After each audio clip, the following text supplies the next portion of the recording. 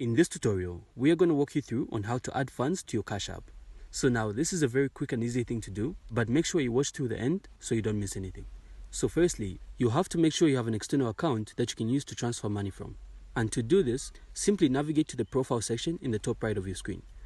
And once you do, you'll then be able to access your account settings. You will then have to navigate to linked bank cards. You can then choose to select an external account if you already have one, or if you haven't, simply go ahead and link an account. And once you do, you can then go ahead and transfer the money. So simply navigate to the bank icon in the bottom left.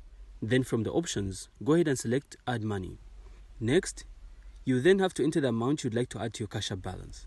And once you do, confirm the transaction using your Touch ID, Face ID, or your Cash App PIN. And after you do, the money will then be added to your Cash App balance. And that's it.